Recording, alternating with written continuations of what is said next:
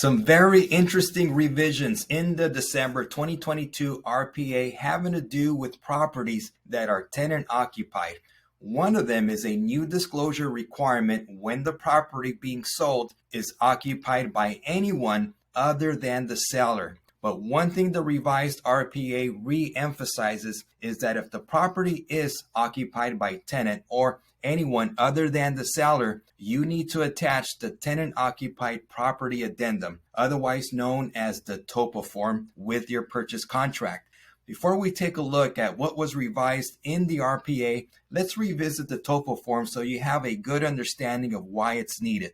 So the TOPA form was introduced in December of 2021, replacing the tenant in possession form. The purpose of the TOPA form is to address contractual rights, obligations, and issues related to a tenant being present in the property that's being purchased, whether or not the tenant is to remain in the property after close. If you notice in the first statement that's highlighted, and I quote, "For the purpose of this TOPA form, tenant shall mean any adult person other than the seller who is occupying the property, whether or not paying rent." Keep that in the back of your mind for just a minute for when I get into what CAR has revised on the RPA. In paragraph 1B, you would check the box if the property will be delivered vacant. 1B2 explains the options buyer has if the tenants do not vacate the property. Either the buyer may cancel the agreement or buyer may proceed to close with the tenants, waiving any claims for damages or compensation. If tenants are to remain in possession as per the original agreement,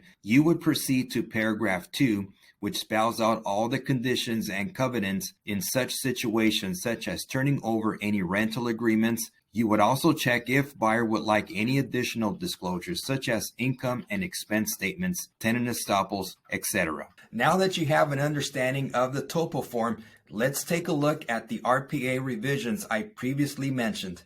Paragraph 3M deals with buyer taking possession of the property. In 3M3, it deals specifically when the property is currently occupied by tenants. What's been added here is if the property is occupied by anyone other than the seller. Now, what exactly does that mean? That means any adult living in the property that's not on title. That includes relatives such as the in-laws, adult children, and yes, even a spouse that's not on title. You will need the TOPA form attached to the contract in these situations as well when it's tenant occupied. Now, the last column has more new information you need to know. It states, and I quote, "Seller shall disclose to buyer if occupied by tenants or persons other than the seller and attach TOPA any counteroffer if not part of buyer offer." So, if the buyer does not include the TOPA form on their offer, then the seller should attach the TOPA form in their counteroffer along with disclosing what other adult is occupying the property. Now let's take a look at paragraph 7A2. It states if the property contains more than one unit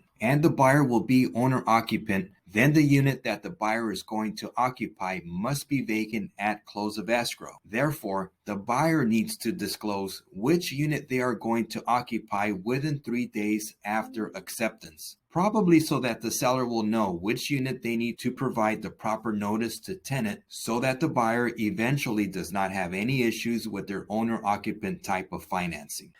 So new information you need to know whether you're representing the seller or the buyer. And I'm willing to bet that many agents will overlook this new disclosure requirement. However, I recommend you continue viewing our weekly videos so that we can help you maintain compliance with your contracts. If you found this information helpful, please share this video with your colleagues and don't forget to subscribe to our YouTube channel, or you can also subscribe to our Resurrected Facebook page. And I'll see you next week.